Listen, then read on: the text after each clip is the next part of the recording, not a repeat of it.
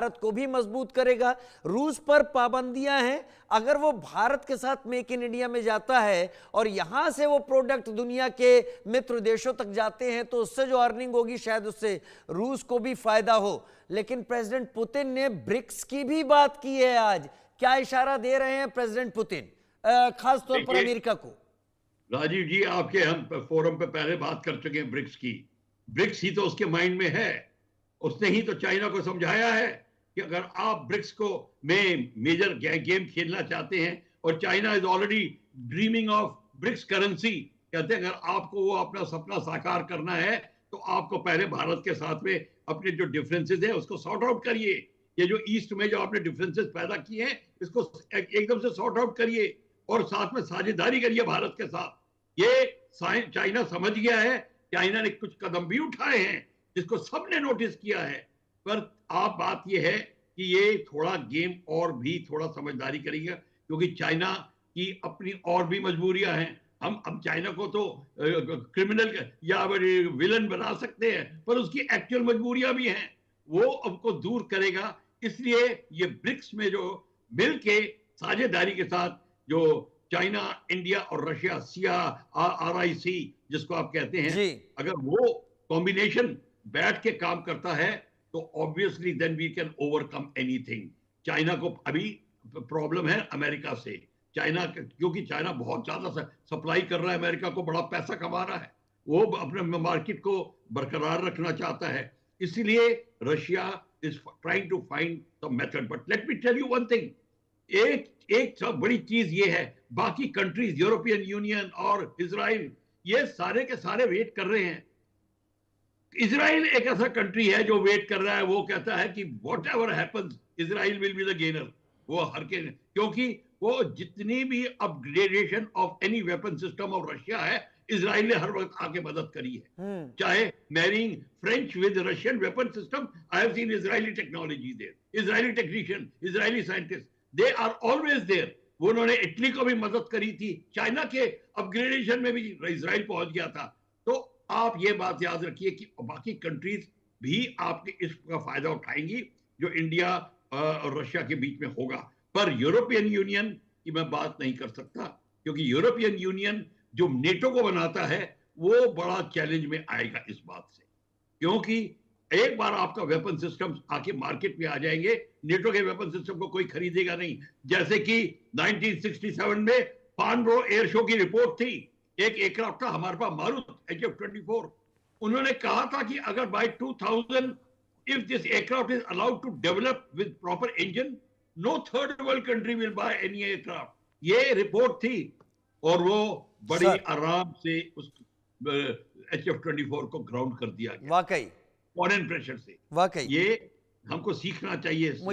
मुझे लगता है कि भारत के भी कुछ रिजर्वेशंस हैं, और मेरे ख्याल से सबसे बड़ा डर डोनाल्ड ट्रंप को इसी बात का है कि ये जो आर करेंसी वाले जितने भी कंट्रीज हैं ब्रिक्स वाले, ये अगर एक हो गए तो एक बड़ा हिस्सा डोनाल्ड ट्रंप से दूर जाएगा। फिर मेक अमेरिका ग्रेट अगेन होने की बात दूर है, फिर कहीं मेक एशिया ग्रेट अगेन हकीकत में ना उतर जाए। बहुत शुक्रिया आप दोनों का ही मेरे साथ जुड़ने के लिए, वक्त निकालने के लिए। और अब आगे पाकिस्तान में बड़ा बदलाव।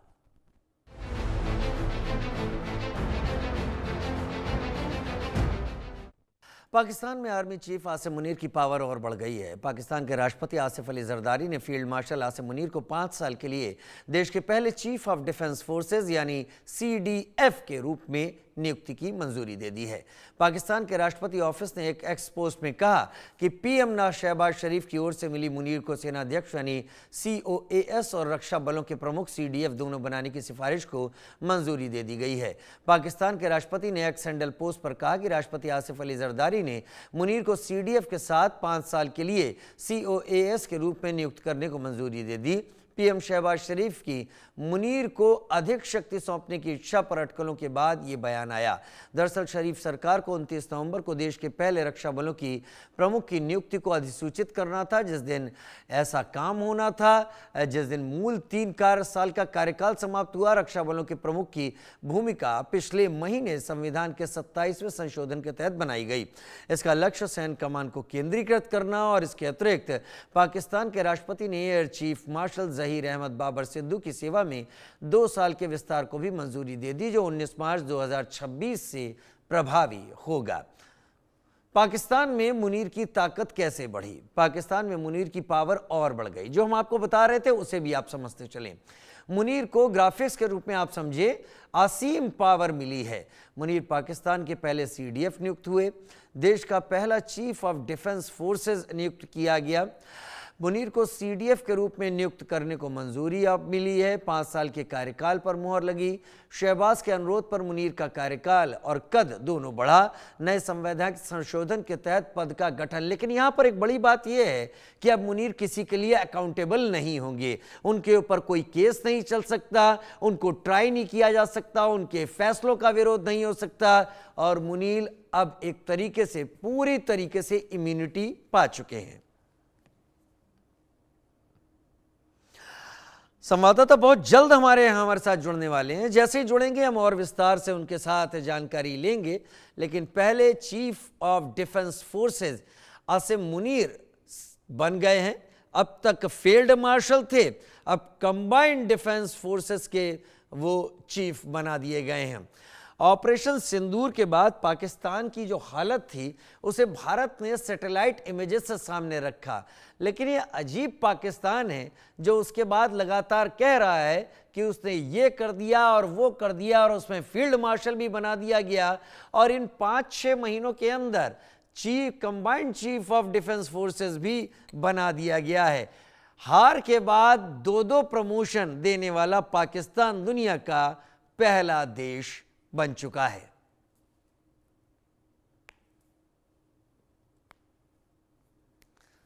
संवाददाता बहुत जल्द हमारे साथ जुड़ेंगे और उनसे हम विस्तार से जानकारी लेंगे कि अब क्या स्थिति है। लेकिन आपको हम ये बता दें कि 5 साल का अब कार्यकाल हो गया है मुनीर का। और 5 साल के कार्यकाल के अलावा जो सबसे बड़ी बात इसमें हुई है,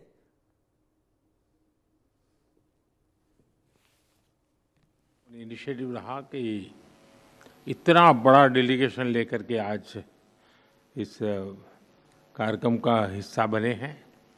और आप सबका मैं हृदय से बहुत बहुत स्वागत करता हूं। और मेरा भी आप सबके बीच आना एक बहुत प्रसन्नता का अवसर है। इस फोरम से जुड़ने के लिए और अपने बहुमूल्य विचार साझा करने के लिए मैं मेरे मित्र राष्ट्रपति पुतिन का हृदय से बहुत बहुत आभार व्यक्त करता हूं। बिजनेस के लिए सिंप्लीफाइड प्रिडिक्टेबल मैकेनिज्म बनाए जा रहे हैं। भारत और यूरेशियन इकोनॉमिक यूनियन के बीच FTA पर चर्चा शुरू हो गई है। और साथियों, हम अलग अलग विषयों को लेकर के भी, जैसा अभी पीयूष जी ने उल्लेख किया था और जैसा राष्ट्रपति जी ने जो संभावनाओं का वर्णन किया है, उसे देखते हुए हम बहुत कम समय में बहुत बड़े लक्ष्य हासिल कर सकते हैं। बिजनेस हो या डिप्लोमेसी, किसी भी साझेदारी की नींव आपसी विश्वास है। भारत रूस संबंधों की सबसे बड़ी शक्ति यही विश्वास है। यह हमारे साझे प्रयासों को दिशा भी देता है और गति भी देता है। यही वह लॉन्च पैड है जो हमें नए सपनों, नई आकांक्षाओं की उड़ान भरने के लिए प्रेरित करता है। पिछले वर्ष राष्ट्रपति पुतिन और मैंने 2030 तक द्विपक्षीय व्यापार को $100 बिलियन का उस लक्ष्य को पार करने का हमने निर्धार किया था। लेकिन कल से मेरी जो राष्ट्रपति पुतिन से बात हो रही है और जिस प्रकार के पोटेंशियल नजर आ रहे हैं, मुझे नहीं लगता कि हमें 2030 तक इंतजार करना पड़ेगा। ये मैं साफ देख रहा हूं। हम उस लक्ष्य को समय से पहला पूरा करने के संकल्प के साथ आगे बढ़ रहे हैं और मेरा विश्वास बढ़ रहा है। टैरिफ और नॉन टैरिफ बैरियर्स को कम किया जा रहा है, लेकिन साथियों, इन प्रयासों की असली शक्ति आप जैसे बिजनेस लीडर्स हैं। आपकी ऊर्जा, आपका इनोवेशन और आपका एम्बिशन, यही हमारे संयुक्त भविष्य को आकार देते हैं। फ्रेंड, पिछले 11 वर्षों में भारत में जिस स्पीड और स्केल के साथ हमने बदलाव किए हैं वह अभूतपूर्व हैं। रिफॉर्म, परफॉर्म एंड ट्रांसफॉर्म, इस सिद्धांत पर चलते हुए भारत तेजी से विश्व की तीसरी सबसे बड़ी इकोनॉमी बनने की और आगे बढ़ रहा है। और 11 वर्षों की इस रिफॉर्म यात्रा में हम न थके हैं, हम न रुके हैं। हमारे संकल्प पहले से ज्यादा मजबूत हैं और हम लक्ष्य की दिशा में बड़े आत्मविश्वास के साथ बहुत तेज गति से आगे बढ़ रहे हैं। जीएसटी में नेक्स्ट जनरेशन रिफॉर्म और कंप्लायंसेस में कटौती, ऐसे कदम उठाए गए हैं ताकि ईज ऑफ डूइंग बिजनेस को बढ़ावा मिले। डिफेंस और स्पेस को प्राइवेट सेक्टर के लिए खोल दिया गया है। इससे इन सेक्टर्स में नए अवसर बने हैं। अब हम सिविल न्यूक्लियर सेक्टर में भी नई संभावनाओं के द्वार खोलने जा रहे हैं। यह केवल एडमिनिस्ट्रेटिव रिफॉर्म नहीं, बल्कि माइंडसेट रिफॉर्म्स हैं। इन रिफॉर्म्स के पीछे एक ही संकल्प है, विकसित भारत। फ्रेंड्स, कल और आज आपके बीच बहुत ही उपयोगी और सार्थक चर्चाएं हुई हैं। मुझे खुशी है कि भारत और रूस के सहयोग के सभी क्षेत्रों का इस बैठक में प्रतिनिधित्व किया गया है। आप सभी के सुझावों और प्रयासों के लिए मैं आपका हार्दिक अभिनंदन करता हूं। मेरी ओर से हमारे सहयोग को आगे बढ़ाने के लिए कुछ विचार आपके सामने मैं रखता हूं। पहला, लॉजिस्टिक्स और कनेक्टिविटी के क्षेत्र में आज की बैठक में राष्ट्रपति पुतिन और मैंने हमारे कनेक्टिविटी के पूरे पोटेंशियल को रियलाइज करने पर बल दिया है। आईएनएसटीसी या तो फिर नॉर्दर्न सी रूट यानी चेन्नई व्लादिवोस्टोक कॉरिडोर, इन पर हम आगे बढ़ने के लिए प्रतिबद्ध हैं। जल्द ही इस दिशा में प्रगति होगी। इससे ट्रांजिट टाइम घटेगा, कॉस्ट कम होगी और बिजनेस के लिए नए मार्केट्स खुलेंगे। डिजिटल टेक्नोलॉजी की ताकत के साथ हम कस्टम्स, लॉजिस्टिक्स और रेगुलेटरी सिस्टम को वर्चुअल ट्रेड कॉरिडोर से जोड़ सकते हैं। इससे कस्टम्स क्लियरेंस तेज होगा, पेपर वर्क घटेगा और कार्गो मूवमेंट अधिक सीमलेस बनेगा। दूसरा, मरीन प्रोडक्ट्स। हाल ही में रूस द्वारा भारत से डेयरी और मरीन प्रोडक्ट्स के निर्यात के लिए भारतीय कंपनियों की लिस्ट में विस्तार किया गया है। इससे भारत के एक्सपोर्टर्स के लिए नए अवसर बने हैं। भारत के high quality marine products, value added seafood, processed food, इसकी बड़ी मात्रा में ग्लोबल डिमांड है। हम cold chain logistics, deep sea fishing और फिशिंग हार्बर्स के मॉडर्नाइजेशन में जॉइंट वेंचर और टेक्नोलॉजी पार्टनरशिप बना सकते हैं। इससे रूस की डोमेस्टिक डिमांड भी पूरी होगी और भारतीय उत्पादों को नए मार्केट भी मिलेंगे। तीसरा, automobile sector. Bharat affordable, efficient EVs, two wheelers और सीएनजी मोबिलिटी सॉल्यूशंस में आज ग्लोबल लीडर है। रूस एडवांस मटेरियल का बड़ा प्रोड्यूसर है। हम मिलकर ईवी मैन्युफैक्चरिंग, ऑटोमोटिव कंपोनेंट्स और शेयर्ड मोबिलिटी टेक इसमें साझेदारी कर सकते हैं। इससे हम न केवल अपनी जरूरतों को पूरा कर सकेंगे, बल्कि ग्लोबल साउथ, विशेषकर अफ्रीका के विकास में भी योगदान दे सकते हैं। चौथा, फार्मा। भारत आज विश्व भर में किफायती मूल्यों पर उच्चतम क्वालिटी की दवाइयां सप्लाई कर रहा है। इसलिए भारत को फार्मेसी ऑफ द वर्ल्ड भी कहा जाता है। हम दोनों मिलकर joint vaccine development, cancer therapies, radio pharmaceuticals और एपीआई सप्लाई चेन में सहयोग कर सकते हैं। इससे हेल्थ केयर सिक्योरिटी भी बढ़ेगी और नई इंडस्ट्रीज भी विकसित होगी। पांचवा, टेक्सटाइल। भारत के पास नेचुरल फाइबर से लेकर टेक्निकल टेक्सटाइल तक विशाल क्षमता है। डिजाइन, हैंडीक्राफ्ट्स और कारपेट्स में हमारी वैश्विक पहचान है। रूस पॉलीमर और सिंथेटिक रॉ मटेरियल्स का बड़ा प्रोड्यूसर है। हम साथ मिलकर रेजिलिएंट टेक्सटाइल वैल्यू चेन बना सकते हैं।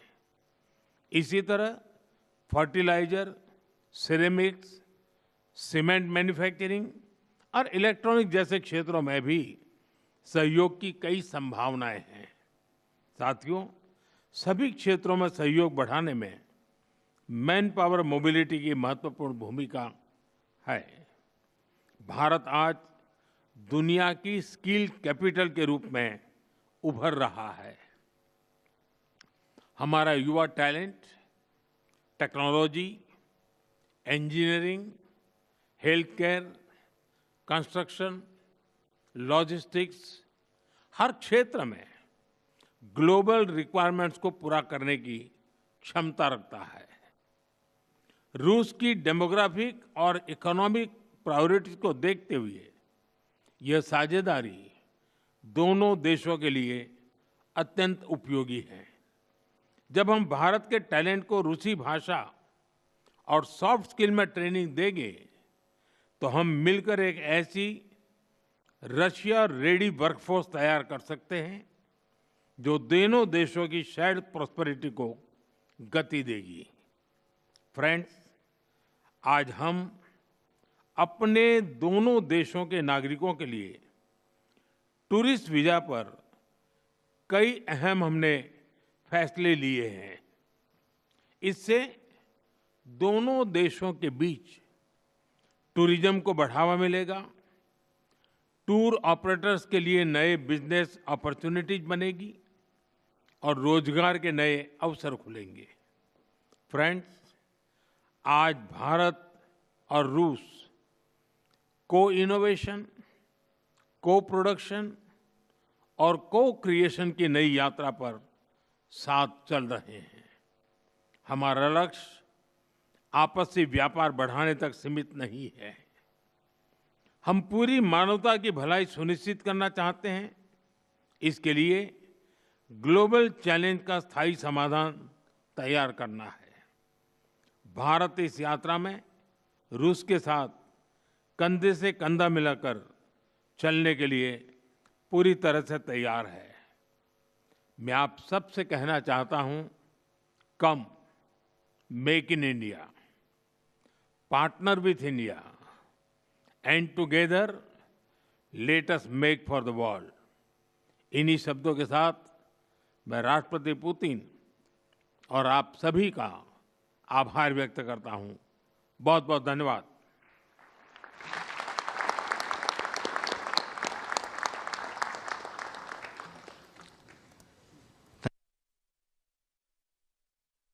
नरेंद्र मोदी संबोधित कर रहे थे एक प्रेस कॉन्फ्रेंस को, जहां पर प्रधानमंत्री नरेंद्र मोदी ने कई पॉइंट सामने रखे।